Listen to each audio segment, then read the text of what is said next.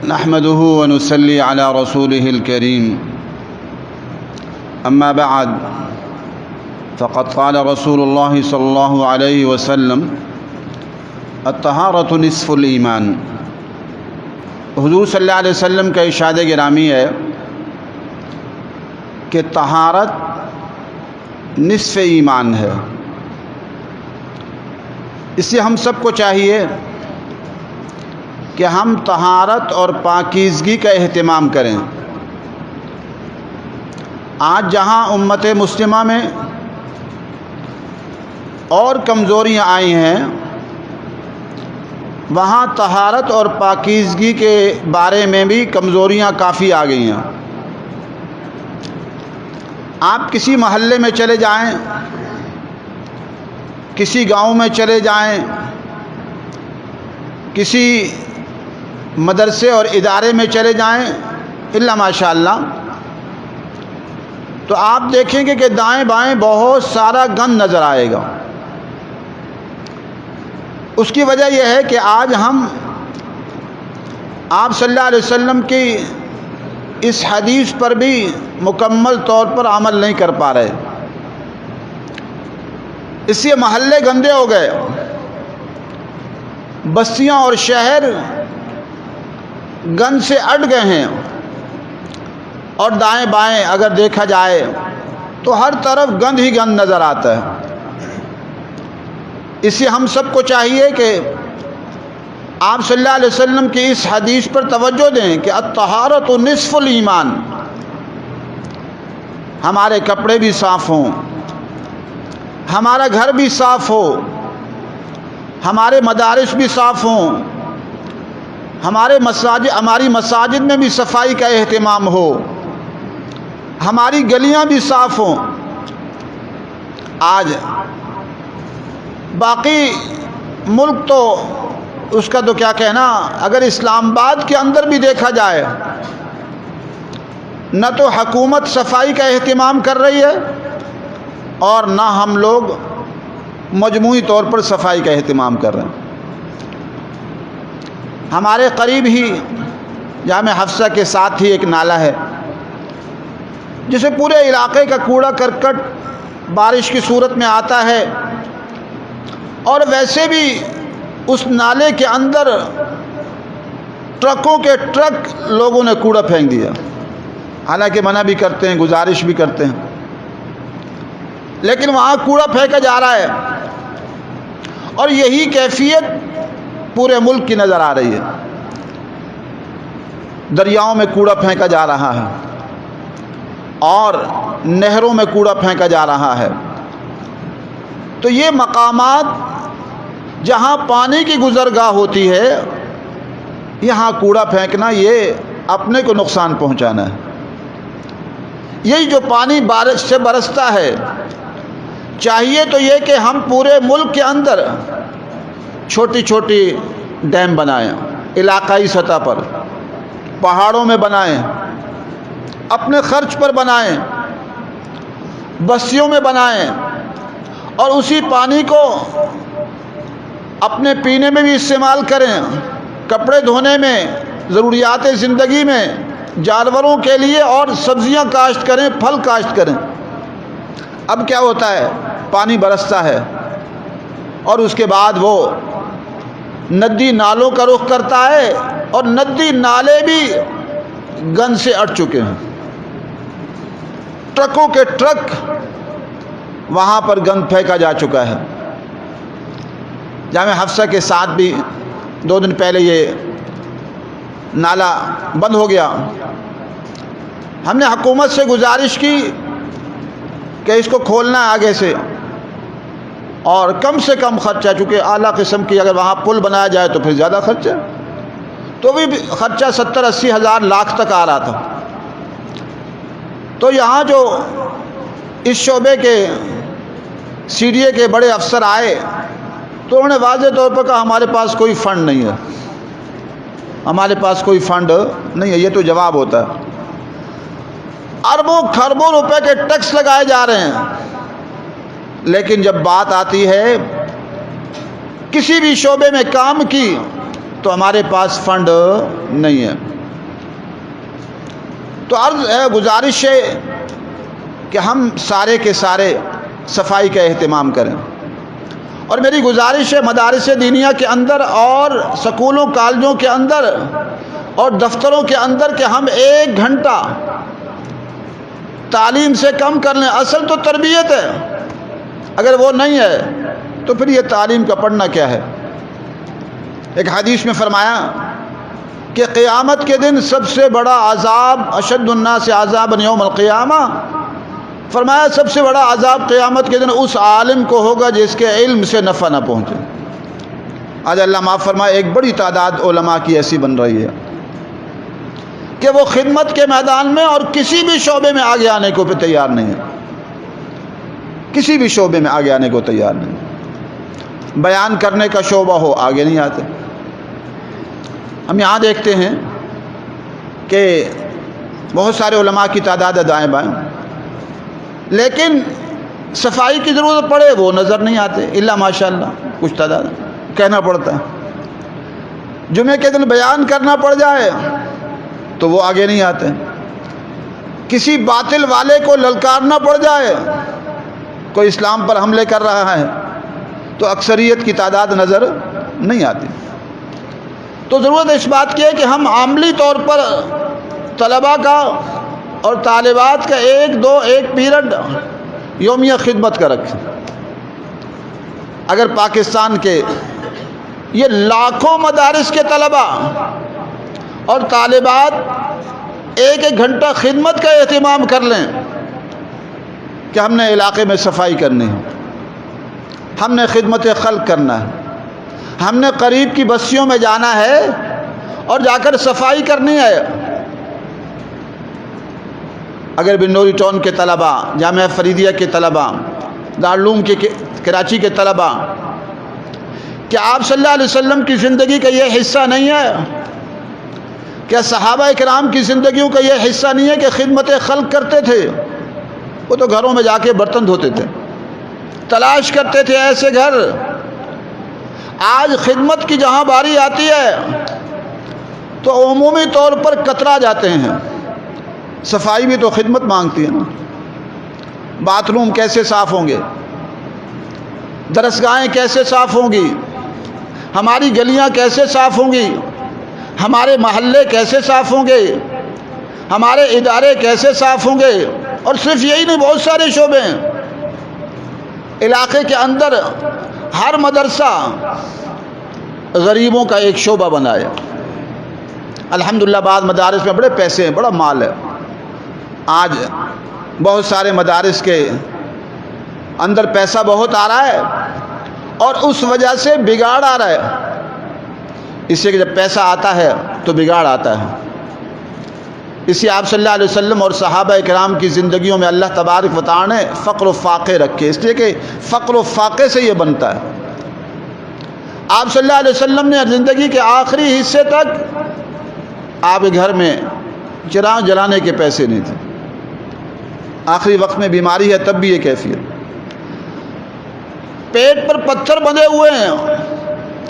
آج اللہ معاف فرمائے، بعض مدارس کے اندر انواع و اقسام کے کھانے چل رہے ہیں۔ اساتذہ میں، بڑے حضرات میں، ان کی میزوں پر قسم قسم کی گاڑیاں آ رہی ہیں، پیسہ آ رہا ہے، لیکن دائیں بائیں غریبوں کی بستی ہے تو وہاں کی فکر نہیں کی جا رہی کہ بھئی غریبوں کا بھی کوئی حق ہے۔ لوگ آپ کو پیسے دے رہے ہیں تو یہ غریبوں کا بھی حق ہے۔ میں تو کہتا ہوں اس وقت زکوٰۃ غیر مسلموں پر بھی خرچ کرنی چاہیے۔ مؤلفۃ القلوب کا جو حصہ ہے تعلیف قلب کے لیے،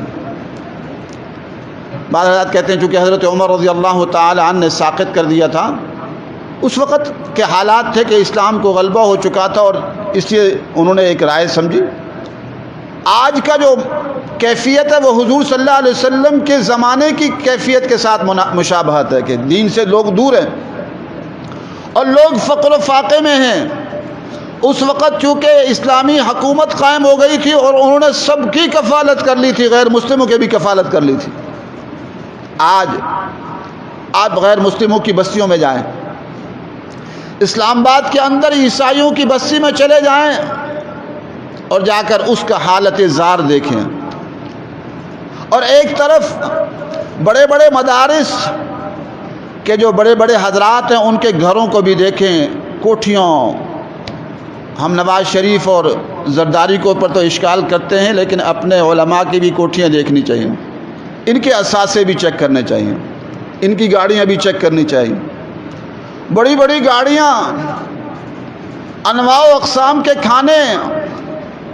ایک مرتبہ راولپنڈی کے اندر ایک جگہ دعوت تھی، تو وہاں کوئی 27-28 قسم کے کھانے سالن بنائے گئے تھے۔ تو میں نے تھوڑا سا اس پر اشکال کیا، میں نے کہا اللہ کے بندوں کو خیال کرو، یہ 27-28 قسم کے کھانے، اوہو! اب میرے اشکال کرنا تھا کہ میرے پیچھے پڑ گئے بہت سارے علماء کی تعداد پڑ گئی، اکثریت علماء کی۔ ارے آپ نے اس کا دل توڑ دیا۔ میں نے کہا بات یہ کہ میں شریعت کی بات کر رہا ہوں، یہ اسراف ہے، انواع و اقسام کے کھانے۔ کہنے لگے فلاں بزرگ نے اتنے کھانے کھائے۔ میں نے کہا بزرگوں کے بزرگ اور وہ ہستی جس کی جوتی پر سارے بزرگ قربان ہیں، محمد عربی صلی اللہ علیہ وسلم نے کتنے کھانے کھائے؟ اب جواب نہیں تھا۔ آپ صلی اللہ علیہ وسلم کے دسترخوان پر انواع و اقسام کے کھانے ہوتے تھے کیا؟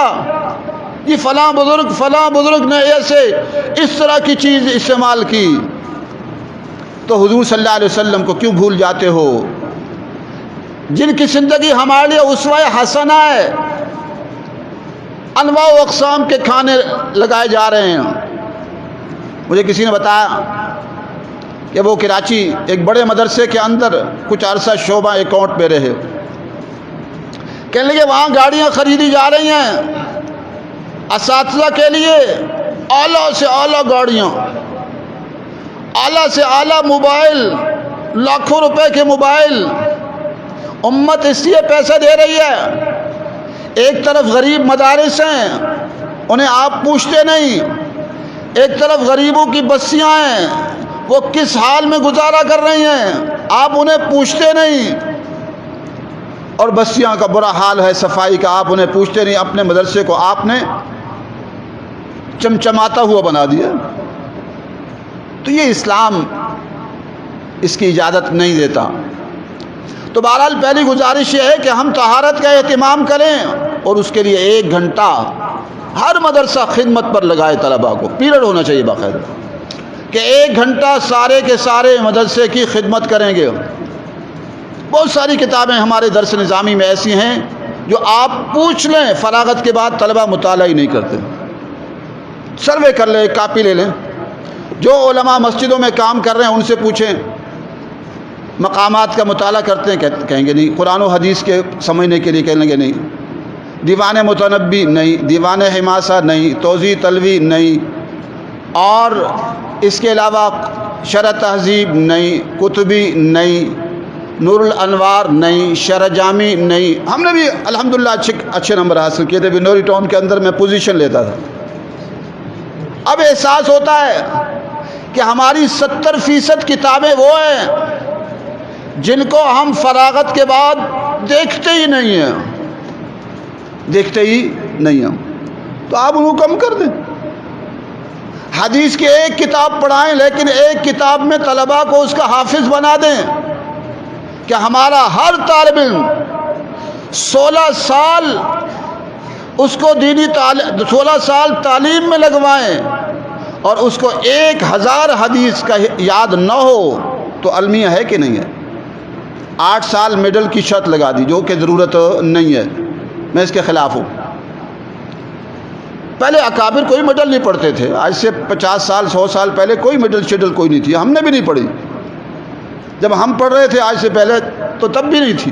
اب میڈل، چلو جی میڈل بھی، بلکہ جامعہ فریدیہ میں تو میٹرک بھی، حالانکہ میں نے کہا تھا یہ غلط ہے، میٹرک کہتے اس سے بطل پیدا ہوں گے، بطل۔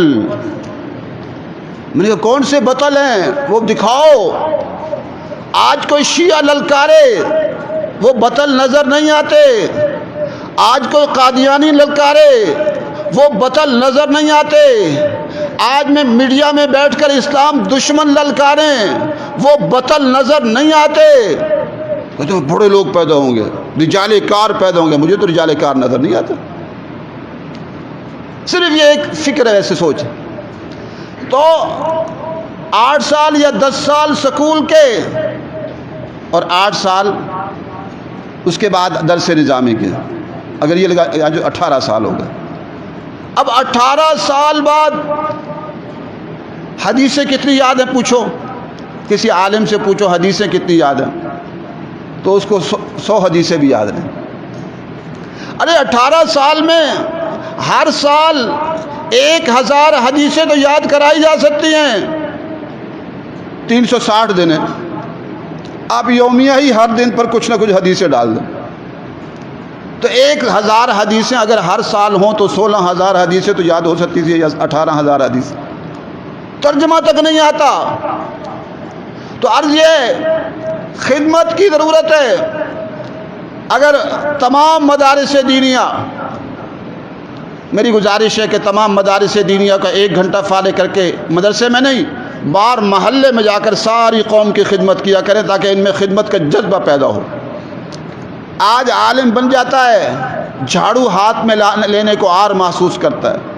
میں جھاڑو ہاتھ میں لوں گا، میں سبزی کاٹوں گا، میں خدمت کروں گا، میں باتھ روم کی صفائی کروں گا، میں کسی غریب کی خدمت کو، میں عالم، میں ارے محمد عربی صلی اللہ علیہ وسلم کی ہستی کو دیکھو، حضرت ابو بکر صدیق رضی اللہ تعالی عنہ کو دیکھو، جا کر ایک بیوہ کے گھر میں برتن دھو رہے ہیں، اسی گھر میں حضرت عمر بھی جا رہے ہیں کہ میں نے برتن دھونے. ایک عورت کے بچے رو رہے ہیں، اس کے پاس آ کر سامان لا کر بچوں کو جو ہے کچھ پکا کر اپنے ہاتھ سے کھلا رہے ہیں.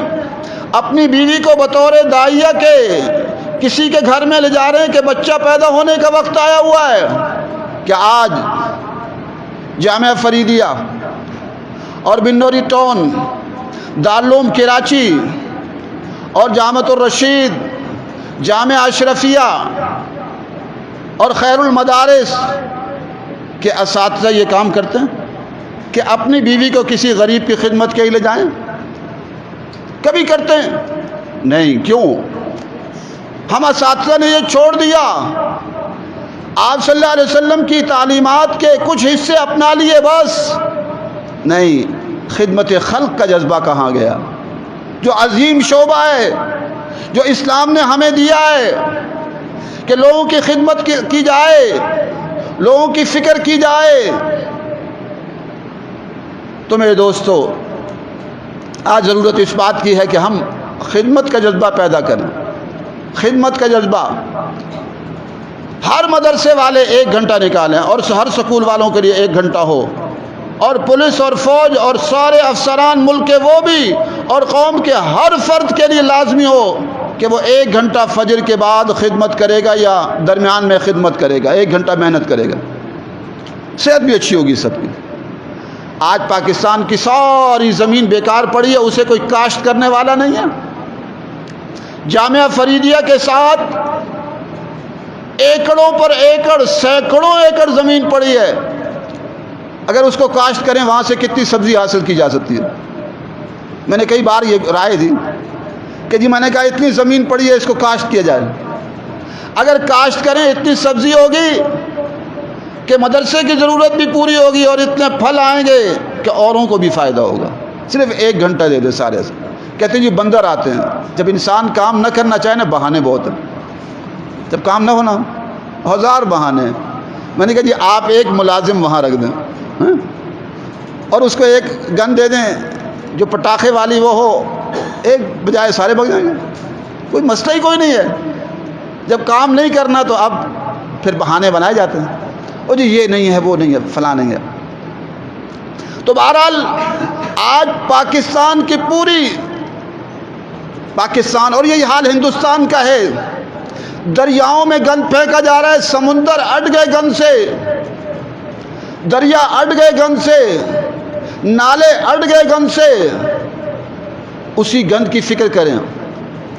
کہ اس کو گند کو ہم نے کیا کرنا ہے، اور نہیں کر سکتے. آپ زمین کھود کے زمین میں دبا دیں، کھاد بن جائے گا وہ عرصے کے بعد. لیکن یوں پھینکنے سے سارے کے سارے ملک جو ہے وہ متعفن ہو رہا ہے. اور اس کے ساتھ ساتھ خصوصاً علماء سے یہ گزارش کروں گا، حدیث میں آتا ہے اشد الناس عذابا یوم القیامہ، فرمایا قیامت کے دن سب سے زیادہ عذاب اس عالم کو ہوگا جس کے علم سے لوگوں کو نفع نہ پہنچا. آج ایک بڑی تعداد علماء کی ہے جن کے علم سے نفع نہیں پہنچ رہا. اس کی وجہ یہ ہے کہ خدمت خلق کا شعبہ انہوں نے نکال دیا. ان کے دائیں بائیں کوئی مشکل میں ہے، کوئی پریشانی میں ہیں اچھے لوگ، لیکن وہ 100 میں سے 4-5% ہوں گے، ایسا بھی نہیں ہے کہ نہیں ہے. 95%، 90% کی بات کر رہا ہوں. خدمت خلق کا شعبہ نکال دیا ہے. کسی غریب کی پریشانی میں اس کے پریشانی کو، دکھ کو کیسے دور کرنا ہے، اس کو نکال دیا. نہ اس کے فضائل پڑھتے پڑھاتے ہیں. اور اگر کوئی باطل والا اسلام کو للکارے، کوئی عیسائی، کوئی یہودی، کوئی سکھ، کوئی بدھسٹ، کوئی دہریہ، کوئی شیعہ، کوئی قادیانی، تو آٹے میں نمک کے برابر ہیں جو ان کو جواب دے سکتے ہیں. اس سے کہ ہمارے ہاں یہ بھی ہمارے نصاب کی کمزوری ہے کہ فرق باطلہ جو موجودہ ہیں انہیں نہیں پڑھاتے، جو موجودہ ہیں انہیں نہیں پڑھاتے. کس کو پڑھاتے ہیں؟ جبریہ، قدریہ، معتزلہ، خوارج، کرامیہ، جہیمیہ ہیں. اب اس کے لیے بھی دلائل ہیں. تو میں نے کئی بار اپنے اساتذہ سے کہا، میں نے کہا آج کے فرق کو پڑھاؤ یار. کہتے ہیں یہ بھی تو دنیا میں ہے نہ کہیں تو ہیں. میں نے کہا جو کہیں نہ کہیں ہیں تو وہ اس وقت تیاری ہو جائے گی. آج تک مجھے تو کوئی نظر نہیں آیا. آج مقابلہ عیسائیت سے ہے، یہودیت سے ہے، ہندو سے ہے، سکھوں سے ہے، دہریوں سے ہے. اور ہم نے یہ مذاہب پڑھائے نہیں، شیعوں سے ہے. ہمیں پتہ ہی نہیں کہ شیعہ سے بات کیسے کرنی ہے، ایک عیسائی سے بات کرنی کیسے ہے، ایک ہندو کو دعوت کیسے دینی ہے، اور اس کے غلط جو ہے عقائد کیا ہیں. اس لیے ان فرق باطلہ کو پڑھائیے. اور اس کے ساتھ ساتھ 95% علماء کا حال یہ ہے کہ وہ بیان ہی نہیں کر سکتے. ان کو بیان کرنا سکھایا نہیں جاتا، بیان کرنا نہیں آتا. اس سے کہ نصاب میں بیان کرنا شامل نہیں، نصاب میں شامل نہیں. اپنے طور پر بیچارے طلبہ بزم کرتے ہیں. نصاب میں بیان کرنے کو شامل کیا جائے، اس کے نمبر لگائے جائیں. 95% اکثریت علماء قرآن پڑھنے میں کمزور ہے، بیان نہیں کر سکتی، خدمت خلق کی ترتیب آتی نہیں. بیان کرو، ہمیں آتا نہیں. اب یہاں ہمارے ہاں یہاں حال یہ ہے، یہاں بنوری ٹاؤن کے، جامعہ فریدیہ کے، ہر طرف کے طلباء علماء فضلاء موجود ہیں. اگر جمعے کے اندر میں کوئی 5-10 منٹ کسی وجہ سے لیٹ ہو جاؤں تو کوئی بھی نہیں آئے گا قریب، تو بیان ہی کر لیں، کوئی بھی نہیں آئے گا. اور اگر میڈیا میں بیان کرنا پڑ جائے، کسی باطل والے کو للکارنا پڑ جائے، تو بالکل ہی تیاری کوئی نہیں. تو بہرحال خدمت خلق کا جذبہ پیدا کرنے کی ضرورت ہے کہ ہم ان طلباء کو خدمت خلق کا جذبہ دیں، ان کو بیان کرنا سکھائیں. پورے مدرسے کے اندر جو ہے بہت سارے طلباء ہوں گے، اساتذہ ہوں گے، لیکن کوئی بھی، اکثریت کا حال یہ 95% لکھنے میں کمزور ہے، یہ مضامین میں کمزور ہے. آپ اسلام اخبار کو اٹھا کر دیکھ لیجئے کہ اسلام اخبار میں لکھنے والے لوگ علماء زیادہ ہیں یا دوسرے لوگ زیادہ ہیں. پاکستان میں لاکھوں علماء ہر سال فارغ ہو رہے ہیں اور کروڑوں علماء موجود ہیں، لیکن کوئی اسلام پر حملہ آور ہو تو اس کا تحریری طور پر جواب دینے والے نظر نہیں آتے. کیوں نہیں نظر آتے؟ لاکھوں کروڑوں علماء ہیں، ہر سال لاکھوں فارغ ہو رہے ہیں. اس کی وجہ کمزوری بنیادی ہے کہ مدارس دینیہ میں مضمون نگاری سکھائی نہیں جاتی. ہم نے مضمون کیسے لکھنا ہے. اگر ہم قرات کے بھی نمبر رکھیں، قرات کے کہ اچھی قرات کریں گے تو نمبر اچھے ملیں گے، اور سند سے پہلے چند چیزوں کا اہتمام کریں. ایک تو 200 صفات حمیدہ کو پڑھانے کی ضرورت ہے. 200 صفات حمیدہ ہیں اور ہمارے ہاں یہ پڑھائے نہیں جاتے. چند صفات حمیدہ، نماز، روزہ، حج، زکوٰۃ، وہاں بھی قیل قلنا زیادہ ہے. نماز میں بھی قیل قلنا زیادہ ہے. آج پہلی صف میں مدارس میں اور مسجدوں میں پہلی صف میں علماء کم نظر آئیں گے، اساتذہ کم نظر آئیں گے، الا یہ کہ ان کے لیے کوئی جگہ چھوڑی جائے تو وہ آ جاتے ہیں چونکہ ان کی جگہ چھوڑی گئی ہوتی ہے، ورنہ آخر میں لیٹ آتے ہیں. تکبیر اولا، صف اول کا اہتمام علماء نہیں کرتے الا ماشاء اللہ. میں اکثریت کی بات کر رہا ہوں، حکم الاکثری حکم الکل کے تحت کر رہا ہوں. یہ کمزوری ہماری نصاب کے اندر ہے. ان کو نماز کے فضائل نہیں پڑھائے جاتے، ان کو 200 صفات حمیدہ کے فضائل نہیں پڑھا جاتے، اور 200 صفات حمیدہ پڑھائی ہی نہیں جاتی، پتہ ہی نہیں ہے، اور 150 صفات مذمومہ کا پتہ ہی نہیں. اب جب ہمیں صفات حمیدہ کا پتہ ہی نہیں، نہ اس کے فضائل پڑھے، ہم نے سوچا دین چند چیزوں کا نام ہے، کبھی بیان کر لیا وہ بھی جمعے کے دن، اور نماز پڑھا لی اگر امام اور خطیب ہیں، اور مسجد ساتھ گھر سنبھالا. اور کوئی آج کل تو کہتے ہیں تجارت کرو یار، اللہ اکبر. تو بڑا المیہ ہے، تو اس طرف توجہ دینے کی ضرورت ہے. اور جہاد کا میدان تو ویسے ہی خالی ہے الا ماشاء اللہ. یہ 98% تو کہتے ہیں جہاد اب ہے ہی نہیں، وہ پرانے دور کے اندر تھا، اب جہاد نہیں رہا.